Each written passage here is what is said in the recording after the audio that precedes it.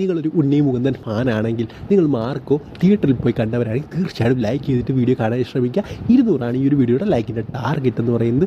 എല്ലാവരും അതിലേക്കൊന്ന് എത്തിക്കാനായി ശ്രമിക്കുക. നിങ്ങൾക്ക് എല്ലാവർക്കും അറിയാവുന്ന ഒരു കാര്യമാണ്, അതായത് ഉണ്ണി മുകുന്ദൻ്റെ ആ ഒരു ഇഷ്യൂ എന്ന് പറയുന്നത്. അതായത് ഉണ്ണി മുകുന്ദൻ ഇങ്ങനെ നടന്നു വരികയാണ്. അപ്പോൾ അതിന് മുഖത്തോട് ചേർത്ത് ഒരാളിങ്ങനെ ഫോണിൽ അദ്ദേഹത്തിൻ്റെ ആ ഒരു പാപ്പരാസി വീഡിയോസൊക്കെ എടുക്കത്തില്ല, അതുപോലെ അദ്ദേഹം ഇങ്ങനെ വീഡിയോ എടുത്തുകൊണ്ട് ഇങ്ങനെ വന്നുകൊണ്ടിരിക്കുകയാണ്.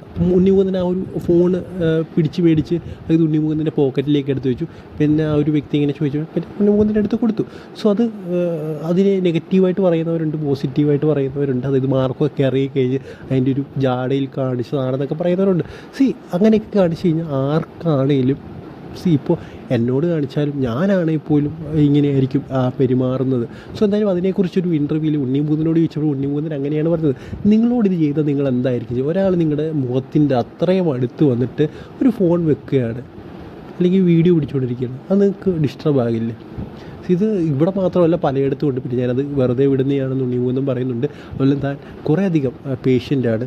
അതായത് എൻ്റെ ഫാൻസ് വരുമ്പോൾ അല്ലെങ്കിൽ ആരാധകർ വരുമ്പോൾ സെൽഫി എടുക്കാറുണ്ട്, എല്ലാം ചെയ്യാറുണ്ട്. ബട്ട് ചില സമയങ്ങളിൽ നമ്മുടെ അവസ്ഥ ചിന്തിക്കണം. അതുപോലെ തന്നെ ഇത്രയും ക്ലോസ് ആക്കി കൊണ്ടുവെക്കുന്നത് ശരിയായിട്ടുള്ളൊരു കാര്യമല്ലെന്നും ഉണ്ണി മുകുന്ദൻ പറയുന്നുണ്ട്. അതുപോലെ നമ്മുടെ പേഴ്സണൽ കാര്യങ്ങളുണ്ട്, അവിടേക്ക് ഇങ്ങനെ ക്യാമറ കൊണ്ടുവരുന്നത് ശരിയായിട്ടുള്ളൊരു കാര്യമല്ലെന്ന് ആണ് അദ്ദേഹം പറയുന്നത്. എന്തായാലും ഇതിനെക്കുറിച്ചുള്ള നിങ്ങളുടെ അഭിപ്രായം പറയുക. എന്തായാലും ഉണ്ണി മുകുന്ദൻ ആ ഒരു ഇൻ്റർവ്യൂവിൽ കറക്റ്റായിട്ടുള്ളൊരു മറുപടിയാണ് കൊടുത്തതെന്നാണ് ഞാൻ വിചാരിക്കുന്നത്. നിങ്ങളുടെ അഭിപ്രായവും കമൻറ്റ് ബോക്സിൽ പറയുക.